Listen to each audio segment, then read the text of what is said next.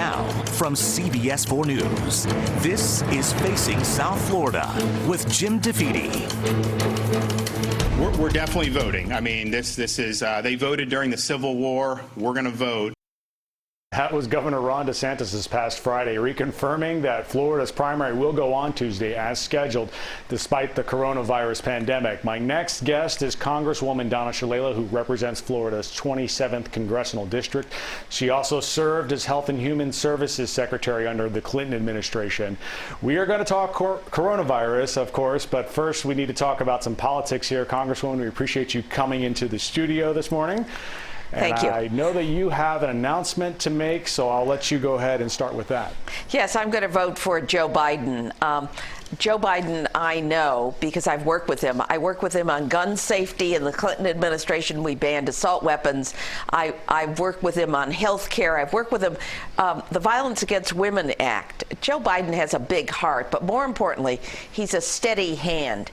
In this environment, we need a steady hand, particularly one that's committed to science and who understands the scientific issues that we're faced with and the environmental issues and how to manage the government. He has very high standards, but it's the quality of his heart that really attracts me to Joe Biden. He's an exceptional candidate for president, and I waited some time because there were so many candidates in the race, but this is a no-brainer, I think, for people in South Florida.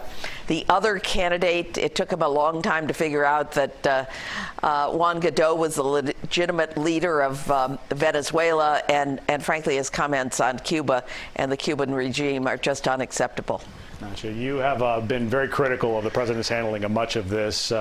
This is not new to anyone who knows you. However, on Friday, we did see a pretty impressive collaboration of the government and private industry coming to address the testing issue shortcomings here.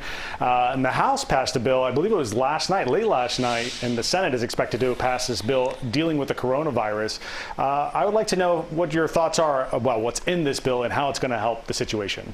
Well, this is what I've described as a safety net mental health bill. There are two viruses that we're fighting.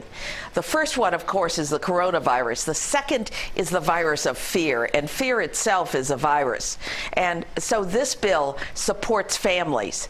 It extends unemployment insurance. It covers people who don't have family leave or sick leave during the coronavirus. It reimburses employers. It adds a whole set of nutrition benefits. You heard our superintendent of schools talk about the food needs of the children in our community, and those are all reimbursed. But it's just the beginning for us. We passed a bill that strengthened our ability to fight the virus earlier, and now we've passed this bill. We have at least more investments to make, particularly to bring the economy back. And we're going to have to do some things for economic security as well. But the bill we recently passed really gives backup to families. It also makes the testing absolutely free for everyone, whether or not you have insurance.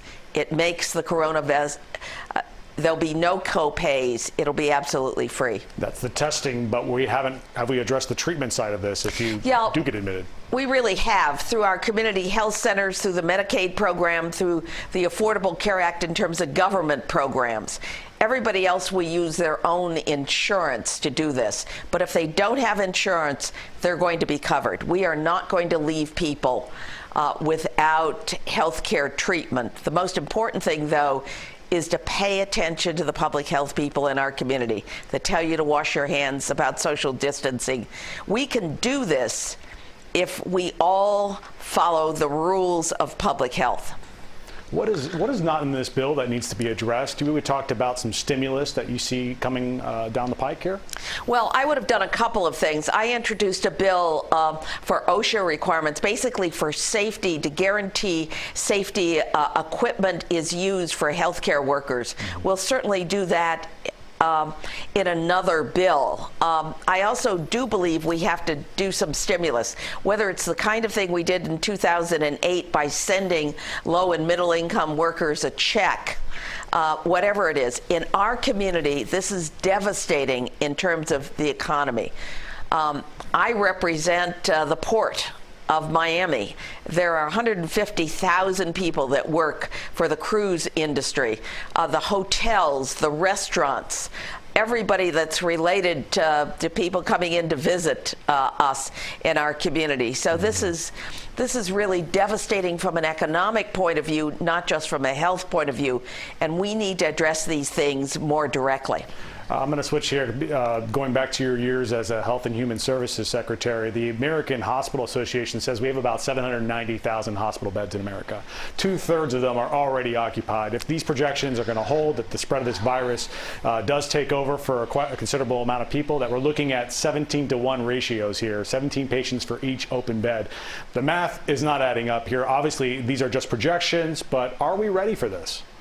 Well, in South Florida, in Miami-Dade in particular, we have always had hospitals who had plans for a surge capacity for our plans because we face hurricanes. So we have an emergency management system that's much more sophisticated than what anyone else has in this country. So we can handle a surge capacity, whether we can handle hundreds of thousands of people. Obviously what we have is not adequate, but I do believe that if everybody does what they're supposed to do, that we will be able, with our surge capacity, to handle it, at least initially. In addition to that, we need to do testing, and the hospitals are beginning to organize with the rest of the health system. We need drive-by testing. We need people not to get out of their cars to be tested, and I know that our major hospitals are talking about setting up that system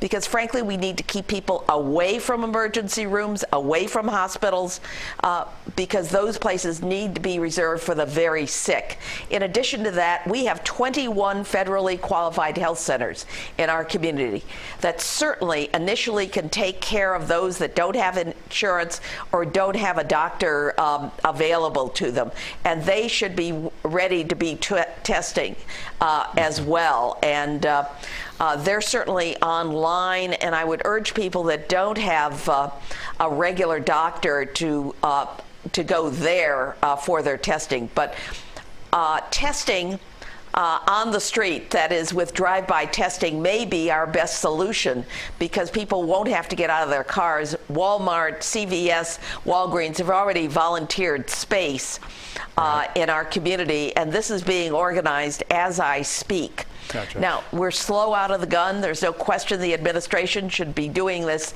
in January, but that's beside the point. We can analyze that later. Right now, this disease doesn't know whether you're a Republican or a Democrat, whether you're insured or not insured. Right.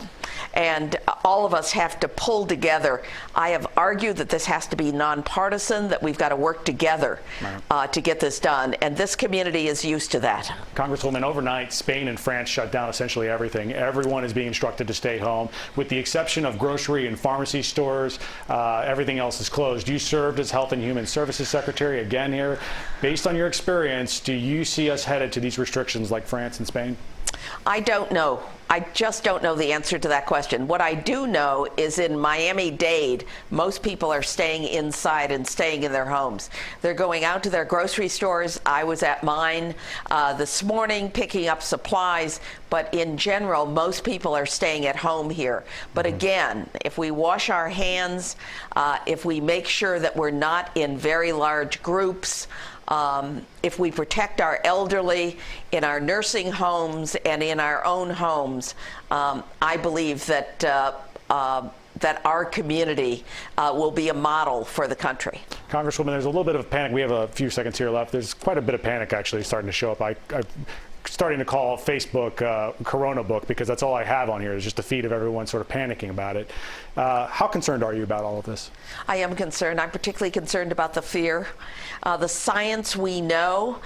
We will have treatments, by the way. Tony Fauci has made it very clear it's going to take a couple of years to get a vaccine, but I believe the treatments for people who are very sick and who do get sick from coronavirus will be available sooner. We should know in April whether some of the things that they're testing are available. So Well, I don't want to say hope is on the way. I do want to reassure people that we're not simply looking at the long-term vaccine, but we're looking at treatment. Excellent. But all of this can be better mitigated if we do what the health officials are telling us to do.